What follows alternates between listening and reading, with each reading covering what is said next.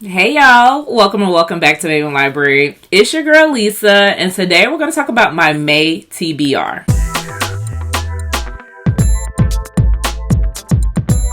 Now I'm going to tell y'all, I'm coming in here with a lot of audacity. I have not filmed or posted a video in over 20 days. Y'all, I promise you I have been reading. I just needed to take a little break. I needed a little me time. I had to put me first. I just wasn't feeling like filming, honestly and truly. However, this month I'm back at it. If you're watching this today when it comes out, I'm probably having a kiki with everyone at Petals and Prose. Now, I've been talking about this for probably a year at this point, and so I'm sure you're tired of hearing about it. But don't be too sick of it just yet, because I will be filming content for both days. I'll be filming content for Friday, which is a Petals and Pixie Dust paint and sip event that I'm looking forward to. I will also be filming for day 2, which is the bulk of the content is going to be going to brunch, enjoying the panels, meeting with the authors, kikiing with the readers, and just having a fantastic time in my hometown. So I'm probably there right this moment, having the time of my life and making sure that I am back in my filming game. But today I want to talk to you all about the audacity that I have when it comes to these books. Now, your girl has not filmed. I told you all that. I have been starting little clips here and there, but nothing that is going to amount to a video. But I've got a lot of video ideas. So be expecting a Petals and Prose video for sure. More than likely, I'm getting my fair share of books, so you can possibly look for a book haul to come. If it doesn't come immediately, just know books are being had and they will be brought into this home. You can also expect this month for me to do a Unstuff Your TBR vlog with my pals Becky and with Monica and with Jen. We're going to be doing a Unstuff Your Kindle or Unstuff Your TBR for summer. So I'm going to talk about those books. And then it's the month of May. So I have been feeling motorcycle romances. And so I'm going to try to do some motorcycle romance content and or a vlog. So that's the videos you can expect this month.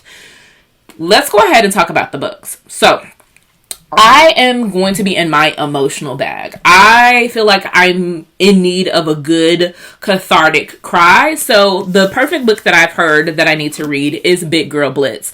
This is the final in the Curve series, and this is Jasmine's story. And it has a small town feel with a large, I guess, man in charge. He is a football player, and she goes back to her hometown. She meets him at the bar because she is going back to take care of her aunt. Now, we have seen Jasmine, care for her aunt for months and months and months on end within this book. And now we get to see what's going on. How is she handling? How is she coping it? I am sure that I'm going to be sobbing. I'm sure that this character is going to be sobbing, because that's one of the things that I've heard the most about this is that Jasmine is crying all up and through all 440 something pages. Like, it's a lot of crying that's going to be happening, and I'm ready. So release the tears.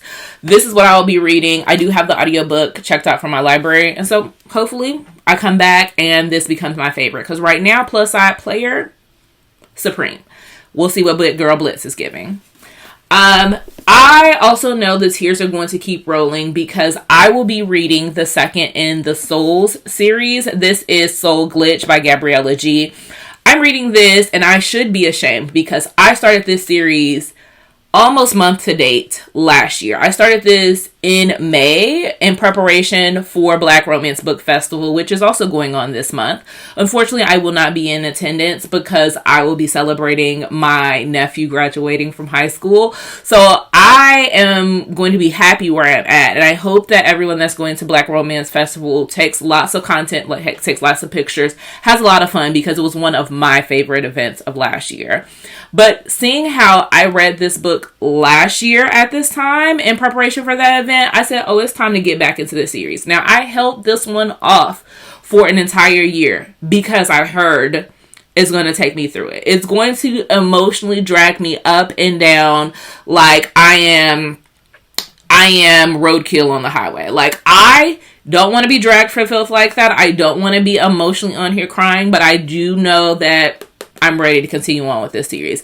I have been feeling it in my spirit to start and continue and finish series this year, and so this is one that I need to do. I will tell you, I started this morning actually, and already 7% in, I'm like, hold it together, Lisa, hold it together. I held it together at 7%. I can't tell you at 57% where I will be. Just know I will be continuing on with this series. Now, what I know is if I love that, I'm just going to finish it. I'm just going to go ahead and continue and finish off the series with Soul Ties. This is the last and final book within the Soul series by Gabriella G. I have a little bit additional motivation to finish this series because one of my homegirls is like, hey, I'm planning on reading this series. I see that you started it. And one thing about her, when she picks up a book, she's going to binge the entire thing. I've been telling her to read the Zoo Boys for months. She picked up book 1, and I want to say within like 72 hours, she had finished all 6 books.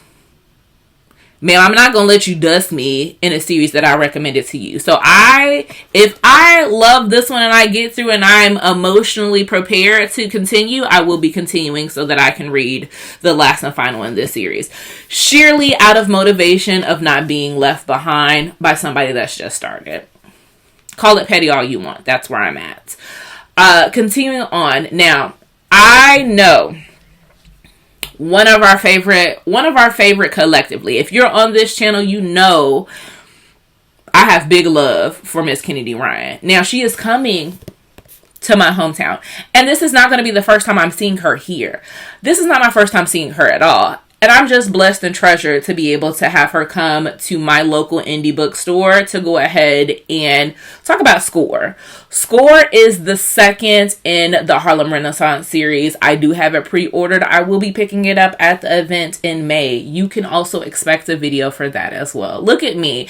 I took 20 days off and I'm back like I never left. So this is going to be something I will be reading this month, which is Score. It is Verity and Monk's storyline. Now, I really probably should be rereading Will, which is my favorite book of all time. To know me is to know that I love Real. I should be rereading that in preparation for this book. However, I am already going to cry my eyes out at these 2 books. I'm already anticipating and I'm going into the month knowing that. I cannot read Real again. I cannot do it. I cried no less than 4 times reading that book. If you don't know what Real is, if you haven't read it, do yourself the favor and just go in with an open mind and a box of Kleenex. Know that it is a dual timeline story. It has some historical fiction because they're doing a biopic of Desi Blue, which is a woman in Hollywood that is forgotten. And they're doing that biopic to bring her into, the 21st century, make sure that her legacy is known. Well, while they're doing that, when I say they, I mean Cannon, who is our producer, right? And he finds his muse in our female main character, Neva. And she is going to be the star of this film. And in that, they start to fall in love. I don't want to give you all too much because I need you all to read it and understand it for yourself. I said all of that knowing that I'm not reading that this month. And this is a TBR. I just came here to say, read my favorite book. But in preparation for Score, which we are reading this month, I will be reading The Close-Up. This is a re-release of Kennedy Ryan's novella, which is the tie-in between this, the Harlem Renaissance series, and the Hoop series.